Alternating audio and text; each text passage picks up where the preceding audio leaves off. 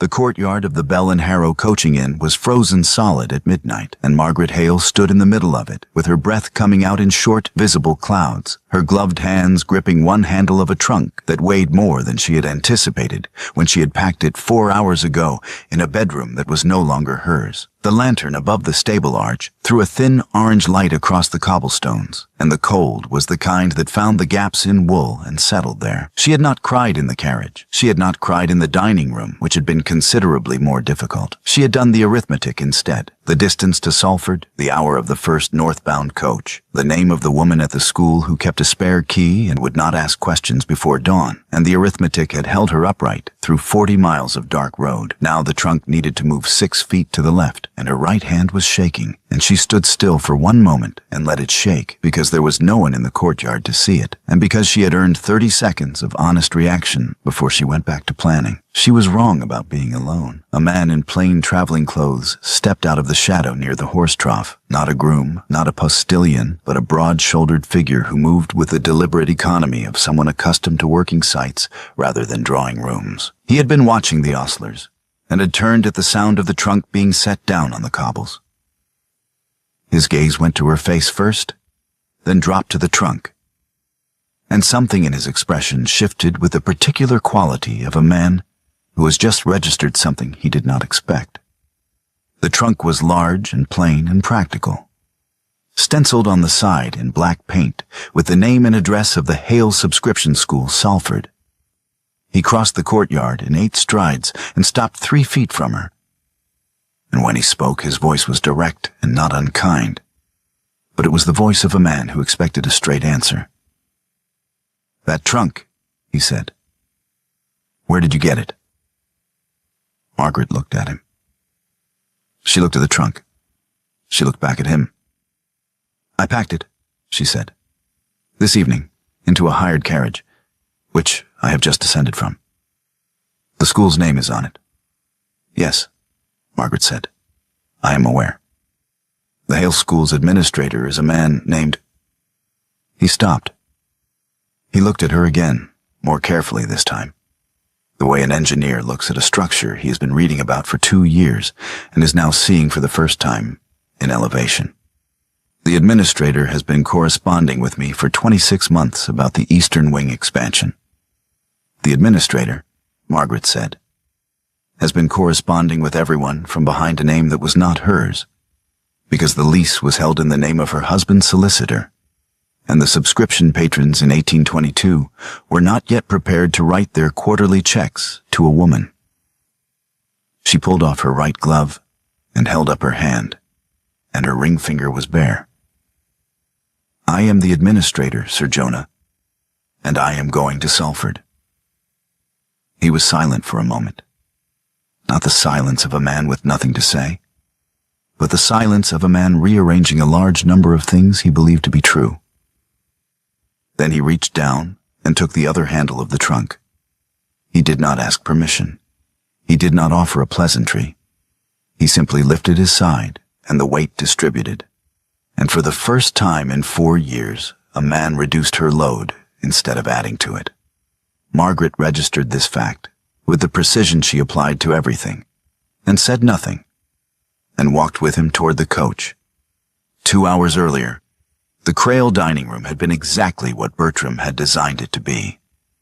30 guests, 3 courses, candlelight off the silver and the crystal. The anniversary dinner that was meant to display the household at its most accomplished. Margaret had sat at the far end of the table from her husband, and had been, as she had been for 4 years, entirely competent. She had managed the seating, the menu, the conversation, the flowers, and the temperature of the room. And she had done it invisibly, which was how Bertram preferred things done. He had raised his glass at 9:30, and 30 people had raised theirs. And he had smiled at the table with the particular smile of a man who has been building to something. 4 years, Bertram Crail said, and I find myself reflecting, as a man will, on the roads not taken. He paused, and his smile widened fractionally. I should have married your younger sister. The table laughed. Not all of it, and not loudly, but enough. The particular social laugh that acknowledges a joke and distances itself from responsibility for it. 3 of the women did not laugh. Margaret noticed which 3, because Margaret noticed everything. She looked down at her hand on the table. She looked at the ring on her finger. She thought about the letter she had received that morning from the school's head teacher, reporting that the waiting list had reached 91 names and asking for guidance on the Eastern Wing timeline. She thought about the quarterly report she had signed, as she always signed it, with the name of an administrator who did not exist. She thought about the 4 years she had spent making herself smaller and quieter and more useful and less visible. And she thought about how none of it had been sufficient. And she thought about how the insufficiency had always been the point. The ring came off very easily. It had always been slightly too large. She set it against the foot of Bertram's wine glass, where he would see it the moment he looked down.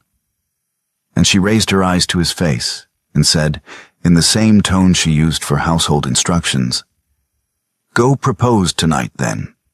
Augusta is at Cheshire. I imagine she will receive you." The table went completely silent. Margaret turned to the footman standing at the sideboard. "Thomas," she said, "would you bring the carriage round, please? I have a journey to make."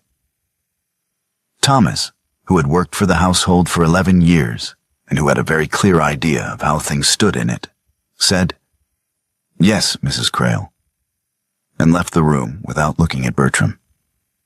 Margaret stood, set her napkin on the table, and walked out through the doors that Thomas had already opened for her. She did not look back. There was nothing behind her she needed to see. The coach moved north through the dark, and Margaret sat upright against the seat and did not waste the time. She counted what was already irretrievable. 30 guests, which meant 30 conversations that would begin at breakfast and spread by afternoon. The footman, Thomas, had left the room in full view of the cook, the parlor maid, and Bertram's valet, which meant the servant's account would be circulating before dawn. And servants' accounts were always more accurate than the official version. Bertram would have told his version of events within the hour. She knew him well enough to know he would frame it as concern, as a husband's patience exhausted by an unstable wife. And his version would reach the people it needed to reach before she had a chance to offer any alternative. None of this was recoverable. She did not spend any time wishing it were. Sir Jonah Whitfield rode the same northbound coach as far as the Manchester Junction. Sitting across from her in the dark interior, his long legs taking up more than his share of the floor space, without any apparent awareness that this was the case. He had offered no commentary on what she had told him in the courtyard.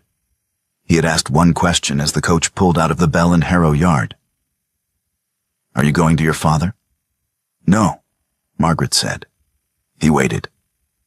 "My father will ask me to go back," she said. "He will ask very kindly, and he will mean it kindly, and it will make no difference to the outcome. I am going to the school." Jonah was quiet for a moment in the way that was. She was already learning, not disagreement, but recalibration. The pause of a man adjusting his calculations to new information. "The Eastern Wing," he said finally. "The Eastern Wing," she agreed. They did not speak again until the Manchester Junction, where he descended with a nod that contained, she thought, a degree of respect not entirely present in the courtyard. She watched the coach pull away from the window and then turned back to her calculations. At the Salford office at first light, Margaret sat down at the desk she had never sat at in person and opened the quarterly report. The head teacher, Mrs. Forster, had made tea without being asked and had set it at Margaret's elbow without comment, which was exactly the response Margaret had hoped for and had not been certain of. She dipped the pen. She wrote the date. She wrote the title of the report, and then she wrote, in the space where the administrator's invented name had appeared for 3 years, her own, Margaret Hale. She stopped. She looked at it. She started again and stopped again after the M. The third time she wrote it through without stopping, and the ink was steady by the end. And she set the pen down and read the name back to herself in the gray morning light coming through the office window, and found that it looked exactly right. The fiction of the administrator dissolved within the first week, not dramatically, but practically. Margaret was present, Margaret was conducting the business, and there was no plausible mechanism for pretending otherwise. She met with the subscription patrons in person, one by one, at the school rather than at any of their houses, because the school was her ground, and she intended them to understand that from the beginning. She sat at the head of the table in the small meeting room and opened the ledgers herself and walked each patron through the figures in plain language. And she answered their questions directly, and she did not apologize for being there. Most of them stayed. 2 required a second meeting. 1 wrote a letter of resignation that arrived 3 days after his visit and was replaced within a fortnight by 2 new subscribers whose daughters were on the waiting list. The teaching staff she addressed in the main hall on the second morning, standing at the front of the room with the enrollment register under her arm. "You have been working for this school for between 1 and 7 years," she told them. "The work has not changed. The name signing the correspondence has. If you have questions about what that means for your positions or your salaries, I am in the office each morning from 7. Otherwise, I will see you in your classrooms." Mrs. Forster, who had been at the school since its founding and who had always known perfectly well who the administrator was, said nothing. She simply nodded once, in the manner of a woman confirming what she had long suspected would eventually come to pass. The waiting list, freed from the administrative delay that had accumulated during the years of correspondence by proxy, began moving. 3 new students enrolled in the first 10 days. The Eastern Wing expansion, the project that had occupied 6 months of letters between Margaret and Jonah, moved from proposal to active planning. Bertram's solicitor's letter arrived on a Thursday, 3 weeks after the anniversary dinner. It was 4 pages long and very precisely worded, and Margaret read it twice, the second time making notes in the margin with a pencil.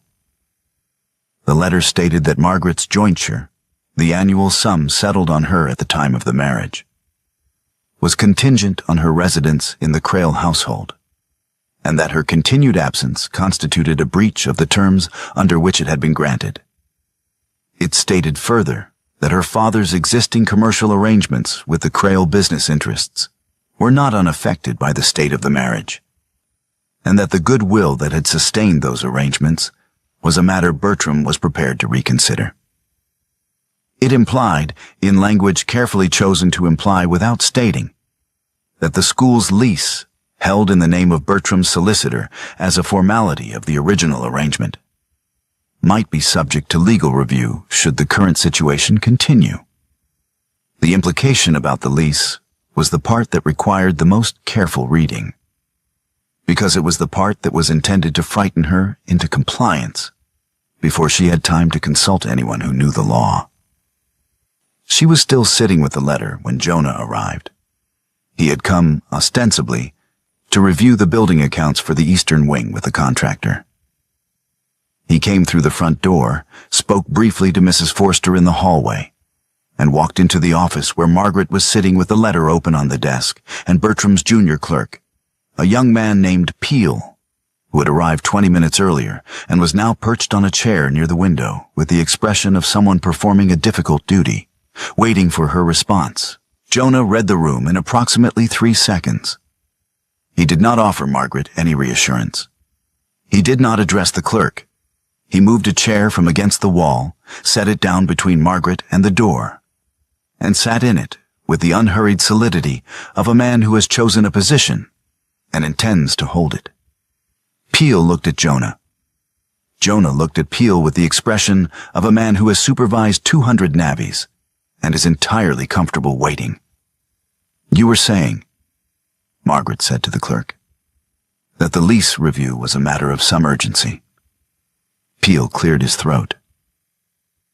Mr. Crail's position is that the current arrangement regarding the lease was always understood to be. The lease was drawn up in 1820, Margaret said. The school has operated continuously under that arrangement for 6 years. The subscription income, the patron list, and the building improvements are all documented in these ledgers, which are available for inspection. If Mr. Crail's solicitor intends to challenge the lease, he will need to file in the appropriate court and present his grounds, at which point I will present mine. She set the letter flat on the desk and folded her hands on top of it. Is there anything else? Peel looked again at Jonah, who had not moved or spoken or changed his expression in any way. No, the clerk said. I don't believe there is. He left. Jonah remained in the chair for another full minute after the front door closed, as though ensuring the departure was complete. And then he stood and moved the chair back to the wall without comment.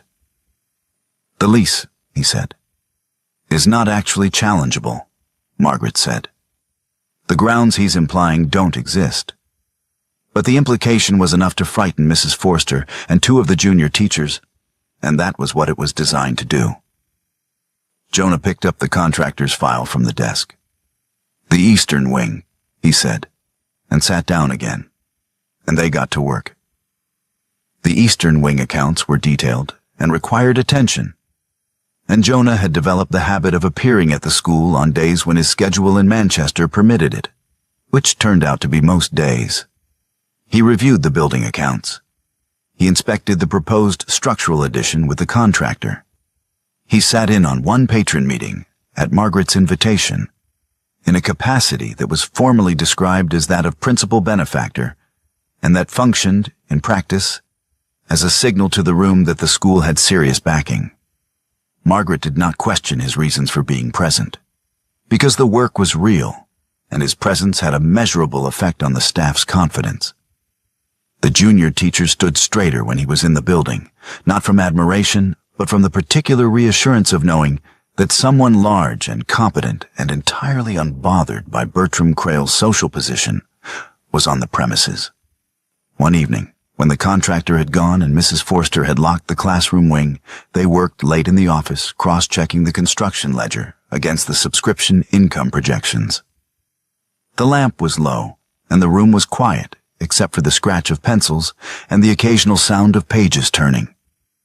And they had been working for 2 hours in the easy, wordless rhythm of people who have learned how the other thinks.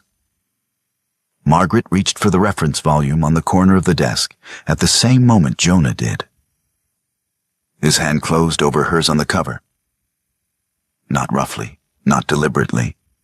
Simply the result of 2 people moving toward the same object at the same speed. He did not withdraw immediately. She did not pull away.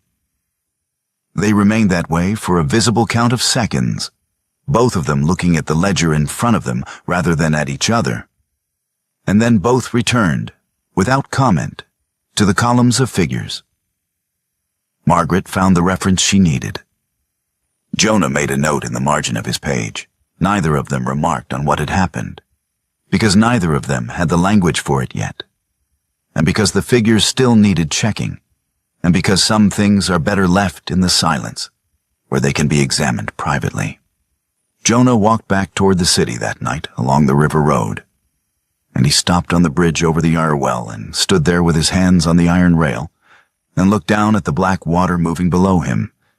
He stood there longer than any problem with the Eastern Wing required. When he finally turned to continue walking, he looked back once toward the school's lit upper window, where the lamp was still burning. And then he put his collar up against the wind and walked on. Augusta Hale arrived at the school on a Tuesday morning without any warning. Having traveled from the family's Cheshire house on the early coach without, as she admitted immediately, telling their father she was going. She was younger than Margaret by 12 years, and the world had always been very clear about which of the Hale sisters was the prettier one, and which was the useful one. and Augusta had grown up in the knowledge of her own value, in the particular currency that the world traded in, which had not made her happy and had not made her unkind, but had made her, Margaret thought, watching her sister stand in the school hallway with her traveling coat still on and her face showing something that looked very much like apprehension, profoundly lonely. Bertram came to Cheshire, Augusta said, before Margaret could speak. 3 weeks ago, and again last week. Father let him in both times. Father thinks it can all be mended. I know what Father thinks, Margaret said. I need you to know something first, Augusta said, before I say the rest of it. She looked at Margaret directly, which was not something they had done much of in recent years. I heard the plan, the whole of it.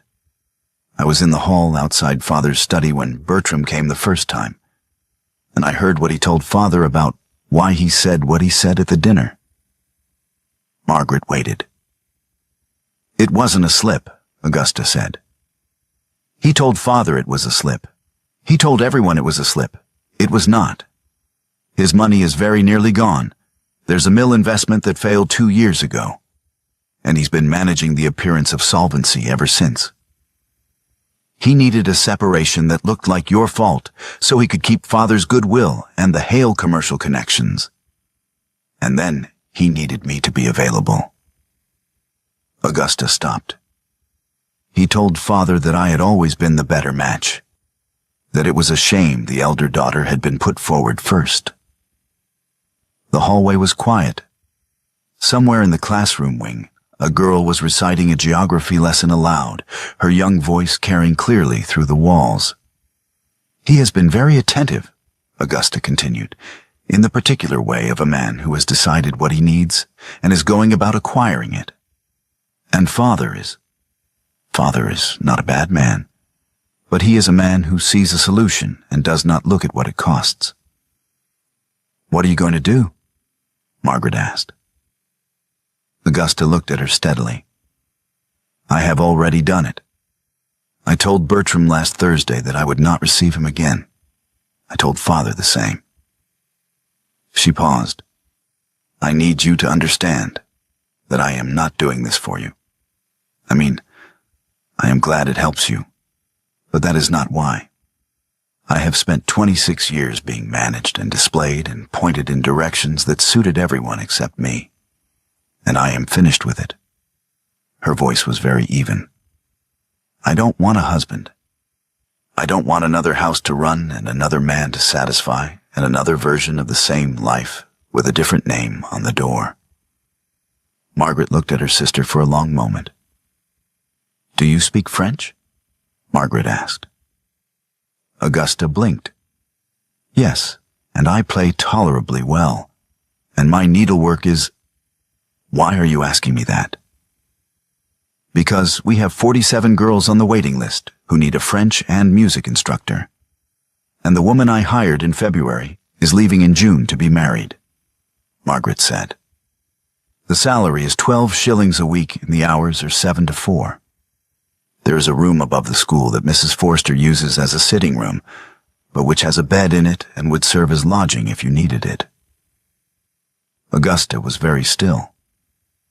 You would be required to be useful, Margaret said, every day, reliably, without exception.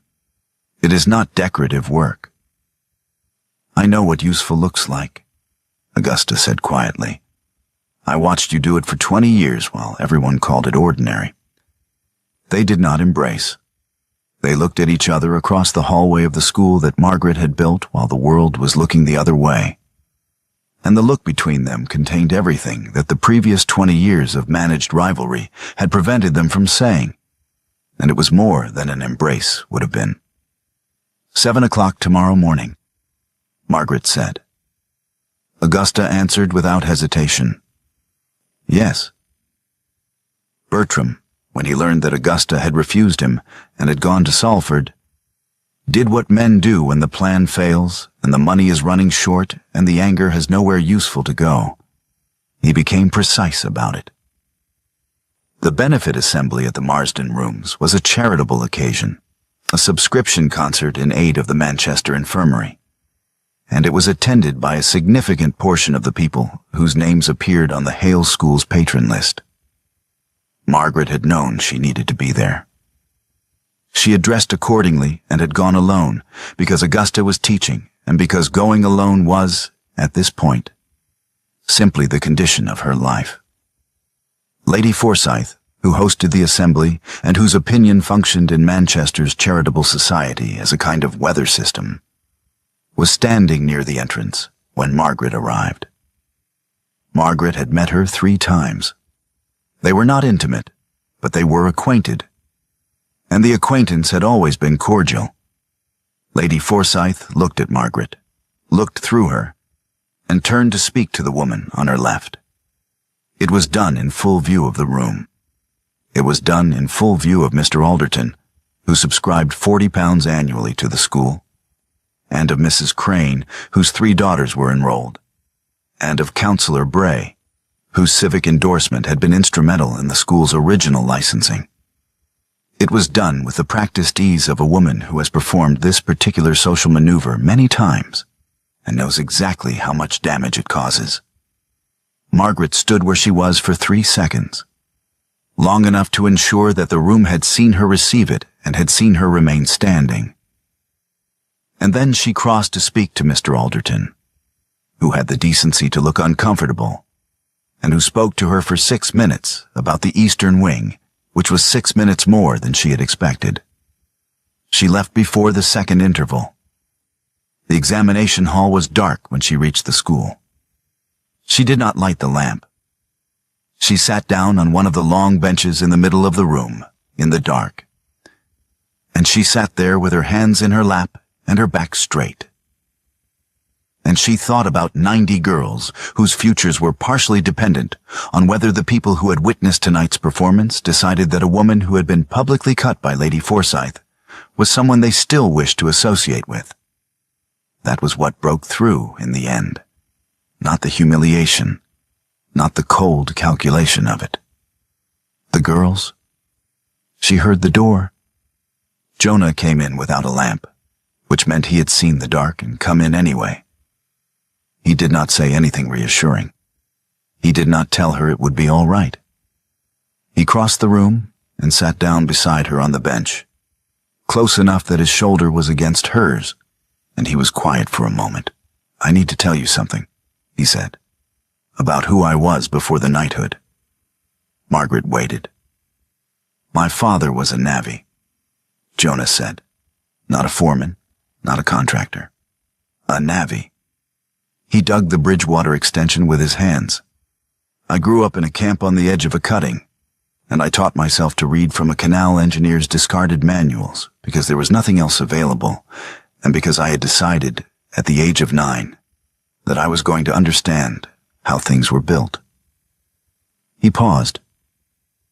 "By the time I was 30, I had built contempt for your class into the structure of how I thought about the world. Every titled man who looked past me at a site meeting, every woman who addressed her questions to the man standing behind me rather than to me. I took all of that, and I made it into a principle. I told myself that no one born to ease and position was worth my serious attention. And I believed it. And it was comfortable to believe it." He was looking at the dark windows at the far end of the hall. "I spent 2 years in correspondence with the most capable administrator I had encountered in 20 years of building and funding institutions," he said.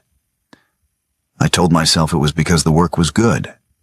It was because the work was good. But I also told myself, every time the letters impressed me, that the administrator must be an unusual sort of man. Practical, unsentimental, clear about money. And when I found out the administrator was you, my first response was to recalibrate everything about what I believed a woman of your position could be." He stopped. "That recalibration took me about 30 seconds in a frozen courtyard, and I have been reckoning with what it means ever since. I was as blind as every man who looked at you and saw a merchant's daughter playing at administration. I just came at it from the other direction. Margaret looked at the dark windows too. Bertram looked at me and saw a useful purchase, she said. You looked at your correspondent and assumed a man. The error is different in kind, but the mechanism is the same. She turned her head slightly. What are you going to do with the reckoning? I am already doing it, Jonas said. His hand found hers on the bench between them, and she did not move away. And they sat there in the dark examination hall, while the night watchman's lantern passed slowly across the window and moved on down the street, and the room stayed quiet around them. The morning of the examination day, Jonah arrived before the students, which meant he arrived before 7, which meant he was carrying benches through the side door when Margaret came in from the office with the examination papers under her arm. They worked without speaking, because they had learned each other's rhythm well enough by now that speech was largely unnecessary for the physical logistics, and because both of them knew what the day contained and had made their separate decisions about it. Margaret moved through the hall, setting papers on desks and checking the seating order against the enrollment register. Jonah shifted benches into the configuration she had described the previous afternoon. He stopped in the middle of the room with a bench in his hands and set it down. I want to ask you something, he said. Margaret looked up from the register. Not about the school, Jonah said. Not about Crail, not about the examination, not about the lease. About you. He looked at her directly, in the plain, unhurried way that was simply how he looked at everything he was trying to understand. When this is over, when today is done, and the legal business is settled and your name is on the door, what do you want? For yourself. No one had ever asked her that. She was aware, standing in the examination hall at 10 minutes past 7 in the morning with examination papers in her hand, of the precise shape of the gap the question had just filled, and of how long it had been empty. The school, she said, my name on it, properly in law, not as a fiction. 90 girls, and the next 90 after them. She paused. And I want not to be managed. I want to make a decision and have it be my decision, without it being permitted or ratified or condescended to by someone who assumes the right. She stopped. That is what I want. Jonah crossed the room to where she was standing. He was carrying nothing now. He stopped in front of her and he kissed her once, measured and deliberate in the way he did everything that mattered to him. And when he stepped back, his expression was the same as it always was, which was to say entirely serious and entirely present. I will be in the front row, he said, regardless of what happens. He picked up the bench and carried it to the window. Margaret looked at the examination papers in her hand, and then she went back to the seating order, and the hall began to fill. The students came first, 90 of them in their best dresses, filing into the hall with a particular combination of anxiety and excitement that examination day produced, finding their seats, setting out their pencils. The patrons arrived at 9:30, 40 of them, Mr. Alderton and Mrs. Crane and Counselor Bray among them, taking the chairs arranged along the side walls. 2 civic officials from the Manchester Board of Trade arrived at 9:45, having been invited by Counselor Bray, and sat near the back. Augusta stood with the teaching staff along the east wall, her back straight, her face composed. Sir Jonah Whitfield took the chair in the front row, directly in front of the examiner's table, and sat with his hands on his knees and his attention on the room. Margaret stood at the front of the hall and waited for the clock to reach 10. At 7 minutes past 10, the rear doors opened. Bertram Crail entered from the back of the hall and walked forward through the rows of seated students with the unhurried confidence of a man who has decided that the situation requires his presence, and that his presence will resolve it. He was dressed well. He had the appearance of a concerned and reasonable man, which was the appearance he had been preparing. He stopped near the front of the room and addressed the hall. "Ladies and gentlemen," Bertram said, "I apologize for the interruption. I hope you will forgive a husband's concern. There has been a misunderstanding in my household, a private matter that has unfortunately been allowed to take on a public dimension. And I am here simply to speak with my wife and to ensure that the situation is resolved as quietly as possible, for the benefit of everyone present." He looked at Margaret with an expression of patient forbearance. "Margaret, I think we should step outside." Margaret looked at him. She set down the examination paper she was holding and picked up the school's annual record from the table behind her. She opened it to the first page. "In the year 1820, she said, in the same clear, carrying voice she used when addressing the hall, the Hale Subscription School enrolled its first 11 students, funded by an initial subscription of 6 patrons. The founding administrator was recorded under a proxy name at the request of the leaseholder." She turned the page. "In 1821, enrollment reached 23. In 1822, 38, with a waiting list of 14. In 1823, the year of my marriage to Mr. Crail, enrollment stood at 51. She looked up. "The school predates the marriage by 3 years. Its operation, its accounts, its patron correspondence, and its expansion were managed throughout the marriage by me, without Mr. Crail's knowledge, assistance, or interest." Bertram's expression had shifted. He was recalibrating, the way men do when the room is not responding as the room was supposed to respond. "Margaret," he said more quietly, "this is not the place." "Mr. Alderton," Margaret said, "you have subscribed to this school for 4 years. Mrs. Crane, your daughters have been enrolled for 3. Counselor Bray, your endorsement of the school's license was given in 1822.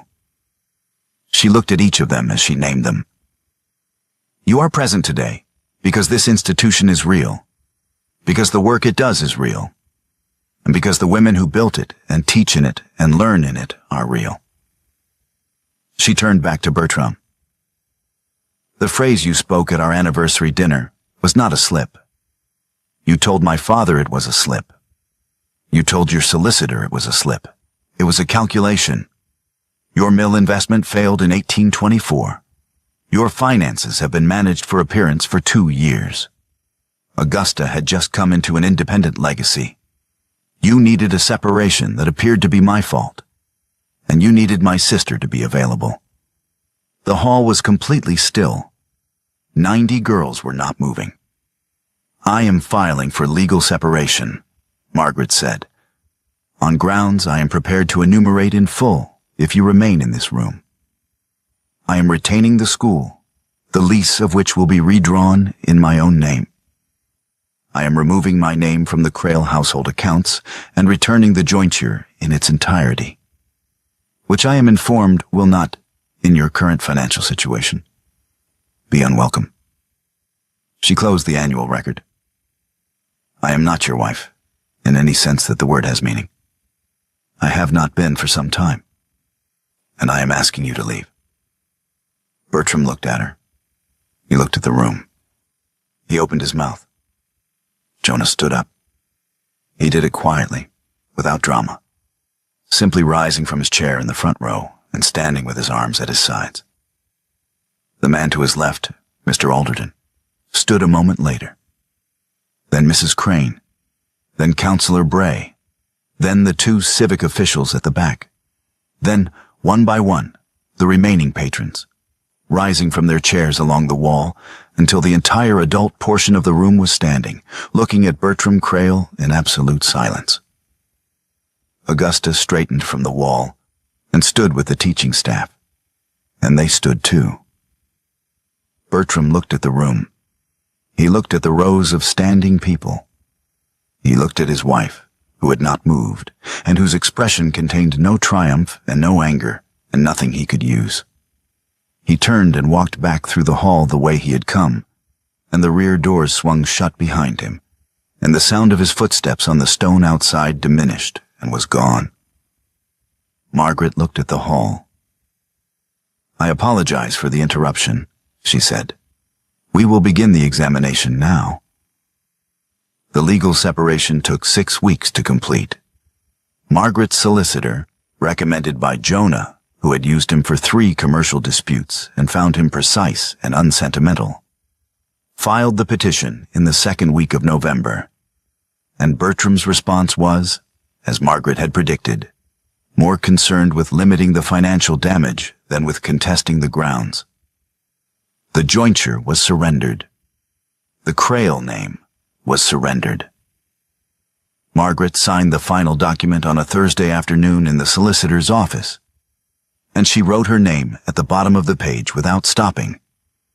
And it was the same name she had been writing on school documents for 6 weeks, which was the name she had been born with. Augusta signed her teaching contract the same week and moved into the room above the school and proved to be an instructor of considerable ability. Not despite the 26 years of careful presentation and social management, it turned out, but because of them. Because she understood exactly how young women were taught to make themselves smaller, and she had decided, with the particular clarity of someone who has just seen the mechanism laid bare, to teach them something different. The waiting list cleared its first backlog in 4 years. 3 new patrons applied for subscription positions in December. The Eastern Wing framing went up in the first week of the new year. And Jonah was on site for the first 3 days of it, in his working clothes, doing what he always did when something was being built that he had invested in. On the evening the final separation paperwork was completed, Margaret walked out of the solicitor's office onto the street and stood for a moment in the cold air, holding the folder of documents that were the legal record of everything she was keeping and everything she was releasing. And she found that the weight of the folder was very light. She walked to the school. She went through the building, the classrooms, the examination hall, the office with the lamp still burning on the desk. And she turned off the lamp and picked up her coat and walked to the front door. She put her key in the lock and turned it, and the bolt went home with a sound that was entirely satisfying. And she stood on the step for a moment with the key in her hand. Jonah was on the pavement, not waiting in a carriage, not standing in a doorway, standing on the pavement in full view of the street, in the lamplight, in the plain way of a man who has decided that what he is doing requires no concealment and no explanation. He was wearing his working coat, and he had his hands in his pockets, and he looked at her with the same expression he always wore, which was serious and entirely present, and she had come to understand. The expression of a man paying complete attention. Margaret came down the step and walked to him, and they walked together along the street. And the night was cold and clear, and the city was going about its business around them, and neither of them said anything for a while because neither of them needed to. The brass plate arrived on a Tuesday morning in February, and the man from the foundry set it down on the front step and stood back and waited for instructions. It was a good plate, solid, well cast, the letters clean and deep. The Hale School. Jonah took the screws and the spirit level from the bag the foundry man had brought, and he climbed the 2 steps to the door and held the plate against the stone beside the entrance. And he looked back over his shoulder at Margaret, who was standing on the pavement below, with her arms crossed against the cold. "Here?" he asked. "Lower," she said. He moved it. "Left," she said. He shifted it a 1/4 inch. Margaret tilted her head. She looked at the plate and at the door, and at the building above the door where the windows of the examination hall caught the winter morning light. Down the street, a line of girls was waiting to be admitted. New applicants, the first intake of the new term, standing in their coats with their mothers beside them, their breath making small clouds in the cold air. "There," Margaret said, That is exactly where it goes. Jonah held the plate steady and began to drive the first screw, and the sound of it rang clean and bright in the February air. And Margaret stood on the pavement below and watched her name go up on the wall of the things she had built, and found that she was entirely, precisely, completely where she had always been going.